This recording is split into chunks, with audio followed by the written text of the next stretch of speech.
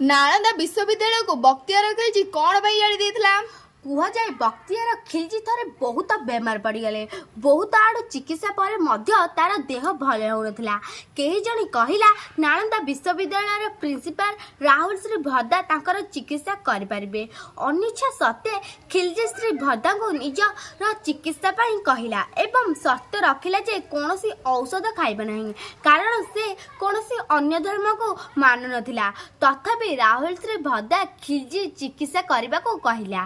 ଔଷଧ ଦେବା ପରିବର୍ତ୍ତେ ଶ୍ରୀ ଭଦ୍ରା ଖିଲଜିକୁ ଡେଲି 15 ପୃଷ୍ଠା କୁରାନ ପଢ଼ିବାକୁ କୁହନ୍ତି। କିଛି ଦିନ ପରେ ଖିଲଜି ଆଶ୍ଚର୍ଯ୍ୟଜନକ ଭାବେ ସୁସ୍ଥ ହୋଇଗଲେ। ବାସ୍ତବରେ ଶ୍ରୀ ଭଦ୍ରା କୁରାନଙ୍କ ପ୍ରତ୍ୟେକ ପୃଷ୍ଠାରେ କିଛି ବିଶେଷ ଔଷଧ ଲଗାଇ ଦେଇଥିଲେ, ଯାହା ଖିଲଜିର ନିଶ୍ୱାସ ଏବଂ ହାତ ଦ୍ୱାରା ତାର ଶରୀର ମଧ୍ୟରେ ପ୍ରବେଶ କରିଥିଲା। ସେଥିଯୋଗୁଁ ସେ ସୁସ୍ଥ ହୋଇ ପାରିଥିଲେ।